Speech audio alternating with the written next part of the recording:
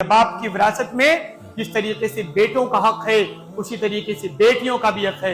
बेटियों को जहेज नहीं विरासत में हिस्सा दीजिए, यह इस्लाम की तालीम है। लेकिन हमारे यहाँ कोई बात नहीं होती, कोई तैयारी नहीं होती। मैं भी उसी में शामिल हूं, आप भी उसी में शामिल हैं। एक बहाना बनाया जाता है, मोरी बहनियां लेबा नहीं करती, मोरी बहनियां लेबा नहीं करती। क्या करते हैं हम? एक बाप है, उसने 2 बिस्वा जमीन छोड़ दी, 3 भाई हैं, 2 बहनें हैं। अब भाइयों ने 2 बिस्वा जमीन का बंटवारा कर लिया। आज तक कोई भाई ऐसा मिला जिसने कहा ना भैया तय ले ले, मुझे ना चाहिए? कोई भाई ऐसा मिला आपको जिसने कहा कि मुझे अपने अब्बा की विरासत में 1 बिस्वा जमीन नहीं चाहिए? लोग तलवार निकाल लेते हैं, मुकदमेबाजियां होती हैं। और बहन के बारे में रवैया क्या है? उन्होंने माफ कर दिया।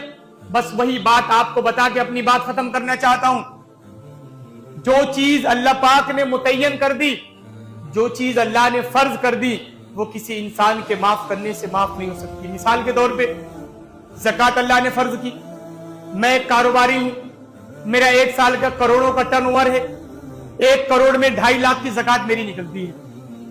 अब मैं अपनी ज़कात लेकर किसी गरीब के पास जाऊं, किसी गरीब के दरवाजे जाऊं कि भाई देखो मेरी 1 लाख में 1 करोड़ में 2.5 लाख की ज़कात निकली है, ये आपका हक है, लेकिन मैं चाह रहा हूं कि आप मेरी ज़कात माफ करें। आप बताइए नसीरपुर के लोगों, क्या कोई गरीब अगर मेरी ज़कात माफ कर देगा, उसके माफ करने से मेरी ज़कात माफ हो जाएगी? नहीं हो सकती। क्यों?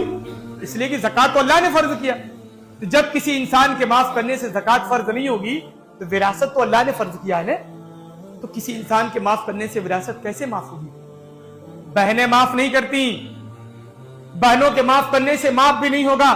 बहनों को धमकाया जाता है कि अगर तूने अब्बा की विरासत में हिस्सा मांग लिया तो तेरा मायका खत्म, तेरा मेरा रिश्ता खत्म, तेरी मेरी बातचीत खत्म, शादी विवाह में आना जाना खत्म। ये जो धमकी दे रखी है ना हमने अपनी बहनों को, अपनी फूफियों को, इस धमकी से नीचे उतरने की जरूरत है।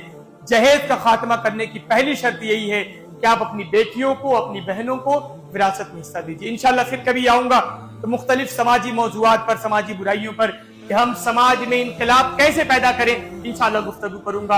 आपका बच्चा हूं, आपका भाई हूं, आपका बेटा हूं और आपकी बातें इंशाल्लाह करूंगा। आपकी दुआओं की जरूरत है। अल्लाह पाक से दुआ है अल्लाह ताला हमें और पूरी उम्मत मुस्लिमा को समाजी तब्दीली की तरफ कदम बढ़ाने की तौफीक और ताकत दे दे। आमीन या रब्बल आलमीन।